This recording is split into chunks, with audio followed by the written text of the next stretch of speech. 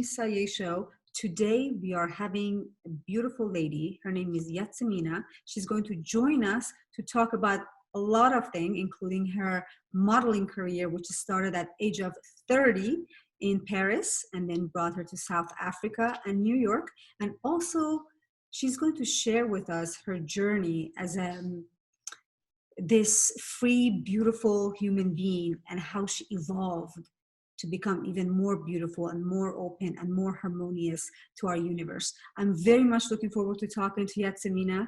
So let's go ahead and invite her in. Well, hi everyone. Thank you so much for joining us today. I am super excited to have beautiful Yazemeenah today. Thank you, Miss Sayé. Thank you, my darling. So I would like to start off a little bit by your modeling career. I know that you said you started when you were 30. That's when everybody's modeling career is done and over with. Yeah. So tell us about that. What inspired that you even wanted to take a chance and see where that may take you? So it's not really like that, but it's happened. It was like to help a friend who needed a model. She had a supplier. The model was sick last minute for a show, and she said, my supplier need a model. Can you do it? And I was 28, and I say, yeah. I was excited because I never worked outside of home before. It was the first time I was working outside of home. Really? Because I do many, many things. I was, doing interior design, clothing, a lot of things, but at home. So I did that, and it has been a big experience because it was, for me, getting out of my shell to go working outside, to be facing people, and like by chance, facing people who are not really clean. So would try to screw me, to don't pay what I was supposed to get. So I had to fight. So this was a lot for me because going to work outside and after going to fight to get my money, it has been a very strong experience. But as I'm curious and I'm always looking what is around, I saw that it was opportunities. I saw their models, I spoke with them, and I was doing only 2 shows a year at that time. I decided to go at the next one, and I saw the place where it was a kind of meeting area for clients who wanted to have hire models. So I've been there the time after, and a woman, I've been like I am, dressed with my clothes, my style, and a woman came to me and said, are you a model or are you looking for a model? And I was like, oh, this is interesting. And I say, I'm a model, I'm looking for work. She said, would you be interested to work with us? And she introduced herself. And when I had this first experience, I said, next time I want to make 3 times more money than that. And when she told me what she was going to pay a day, I say, wow, not even 6 months after, my wish is exhausted. And she said, and I got 3 times more than the first time. Bravo. And I worked with them more than 2 years. And I was doing the shows, commercial shows, but also the fitting models. I was doing all the fittings. They were doing all the fittings of the collection on me. And I started like that. So I started by modeling in a field that not a lot of people knows, because it's about fitting, and fitting it's not the prestigious cover magazine top model and thing at all. It's like being in the shade of what is going on backstage and all that.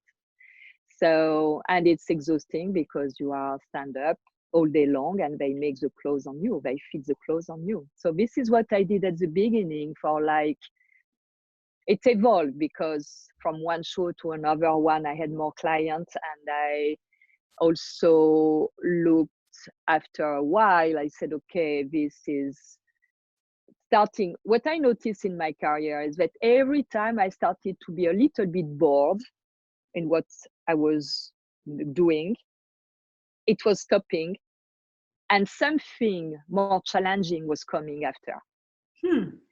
And And instead of being scared, like the first time when I did, I jumped in. And every time it has been better and better. And I think this is a good way to apprehend life for every kind of situation, to really go with that, with the flow, and to don't avoid the thing. And because if we avoid it, it will represent Of course. itself and until we go through. Yes. So it's better to go with, to don't bring resistances to that, what is brought by the universe, to go with it, trusting that if the universe brought that, it's because it's exactly what we need, because at our soul level, it's somewhere a kind of program that we are, a contract that we are okay to live in this human experience. I wanted to ask you a little bit about, you have been doing self-development, you have been working on yourself, and you really, with joy, with desire, and with curiosity, it has been your passion. And that's what's it's so beautiful to just watch and witness. And every time I follow you and witness your life, I know you went to Saudi Arabia and how you embrace everything so openly, and you just kind of melt with it. Just go with the flow and just kind of absorb the beauty of every location that you're in. If sometimes you feel that you're off balance, you feel that you're out of alignment, how does that feel for you when you're out of alignment, when you acknowledge it? And what are the tools that you have trained yourself to use to bring yourself gently back into alignment? This is interesting because it's very interesting. I never thought about that. So I think my process, one thing I do, for example, this morning I was not feeling really well when I wake up. That is rare. So what comes to me when I have that, I go under the cold shower. And this brings me back here. And because it's rare that I am out of alignment, because since many, many years, I'm not living anymore under stress or situation that can stress me, because when there is a stressful situation, I try to be, instead of being taken by the situation, acted by it, I observe. It's like I step back and I observe what is going on. And I have this tool that my friend osteopath more than 20 years ago, almost 30 years ago, gave it to me. It's 30 years ago, yes. It is the 3 days. When something is really bothering you, it's very hard. You have this obsession that now more you do this and less you have it. And it's a whole thing. But you give to this thing 3 days. This thing that is in your mind, or that is even a pain in the body, consciously, it's like I work with symbols. It's like you take it and you consciously say, I put you in a bag and let you in this corner to be free of that. But you have to do it consciously. And I let you 3 days there. Usually before 3 days, things are coming, because the thing is that when we have an obsession, we focus on that, we block on that, and we don't let the flow. As everything is impermanent, when we let this thing there outside consciously, we permit to have the flow coming of the universe. Right. And it's working. And often before the 3 days, you have an information coming, something, an idea, an intuition, and it's unlocked or it's evolved. The thing is that it's about, so when you step back, it's like you are not under the stress of the situation.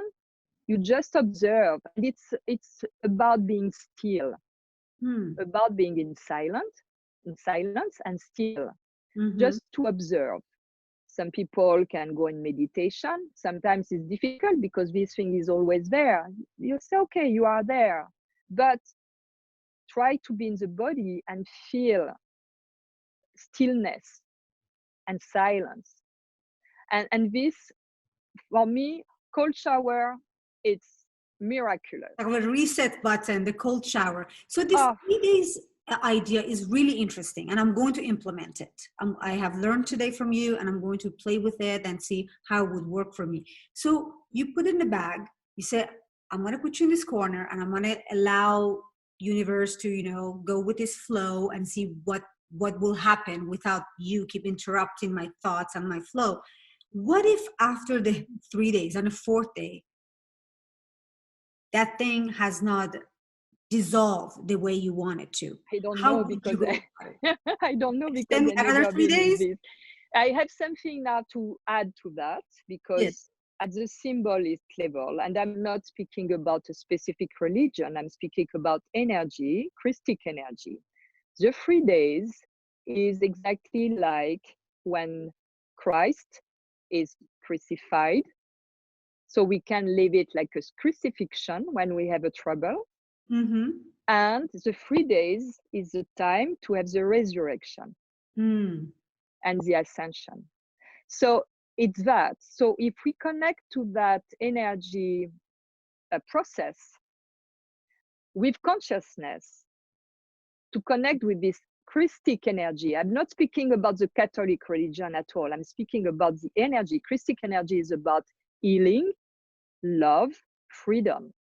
When we speak about, when we go on that, we allow to go to this symbol of these 3 days of the Christ path, from crucifixion, sufferance, big trouble, to resurrection. And it's this that is at work inside each of us. No matter the religion we are, it's where it's a cosmic energy. It's one of the most beautiful energy.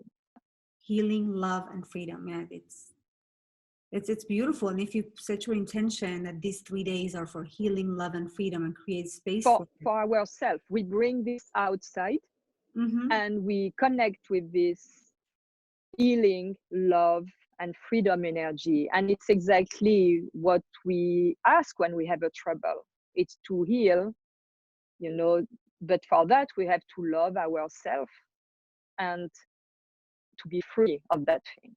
So it's really this process, and usually it works. Sometimes I have a question, I say, oh, okay, my free. I forget often, but sometimes, okay, let 3 days. Or I forgot, I totally forgot where I put something. Because sometimes I'm not always present. I try to be, because this also, lost memory is more about don't being present. It's mostly about that. If you are very present to what you do, you know exactly where you put your keys or that thing or that paper. If you are not, you forget. So sometimes I have that. I say, where did I put this thing? Okay, I let it there. And suddenly, up, it's coming. Oh yeah, it's there, you know. But I don't look everywhere, do a fixation on that. Yeah. So within the 3 days, if the thought or the thing that is in the bag is so overpowering that it keeps on sneaking back, you know, keep on sneaking back, and you have to put it in a bag and put it over there again. Go back there. There is also something else you can do if you have a big obsession. I work a lot with symbols because I grew in that, and it's really something that speaks to me, because symbols are loaded with a lot of energy. There is something also you can do. For example, people with fear of the virus or fear of cancer. You visualize inside of your mind, because our mind, we can use our mind positively, right, and create. Every object that has been created was a thought, was an idea before. Exactly. So it has been manifested. So you can visualize inside, like road circulation board, sign, interdiction sign. You see the word virus or cancer or anything on that, and you interdiction, and you send this to your subconscious. Yes. And every time it's come back, you see the sign, crossed, interdiction, and you send it, you know.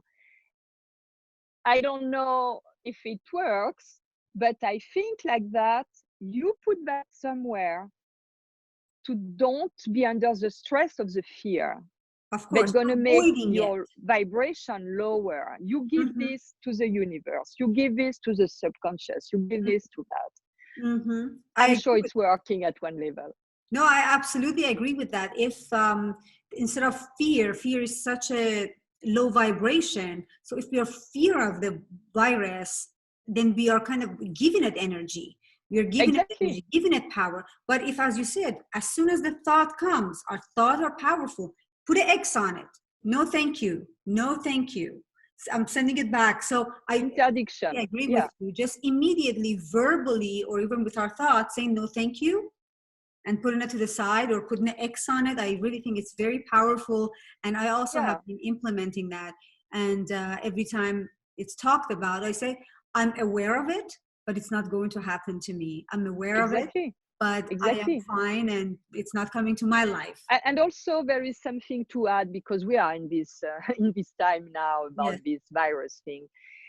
My way to be is that my soul decided to come in this era as it is, to have my human experience as it is in this time with what is going on. So instead of fearing that I'm going to have the virus, blah, blah, blah, blah, blah, blah. No, I'm going to do, because fear are good as well to prevent, to see what you have to do in the situation. So I guess a lot of people now understood what they have to do. And also, I am like, my soul decided that. My soul, at my soul level, I know already when I'm going to die, because we all going to die.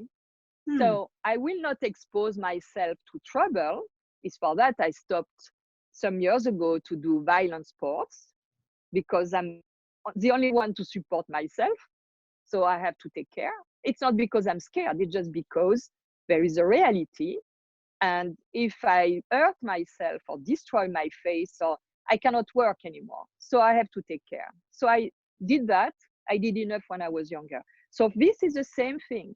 I know that already somewhere I'm going to die one day.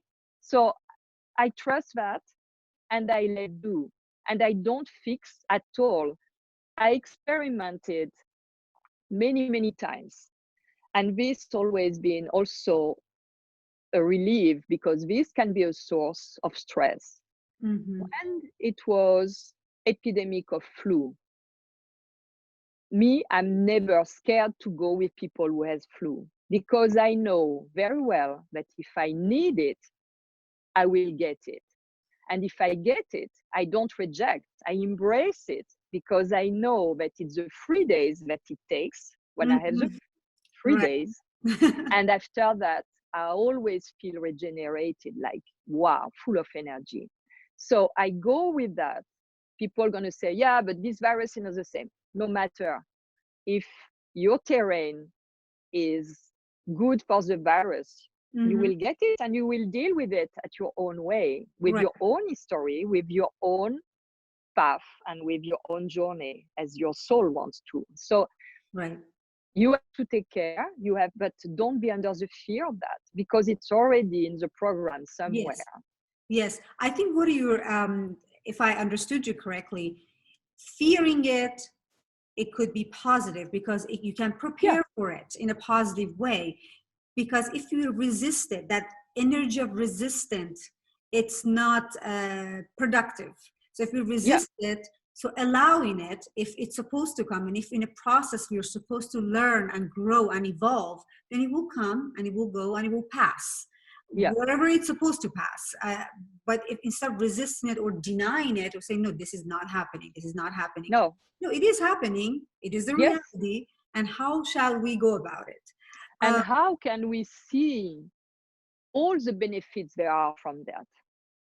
Because in fact, this is the same thing at the individual level that happen when we have this thing, but this is at the collective level of the planet now. Something is not aligned, so there is something, that it be man-made or not, no matter. There is something that is coming, that is touching the planet organically. in our organic matter to make us evolve at another level, at the spiritual level. Because if we are not really down there, we cannot really be higher there. Right. And this is what is going on right now. And I think it's fantastic. Yeah, yes, I look at it as also, an opportunity for growth and opening as well. I think it's a great thing that it's happening. Maybe this is going to be totally abstract for a lot of people.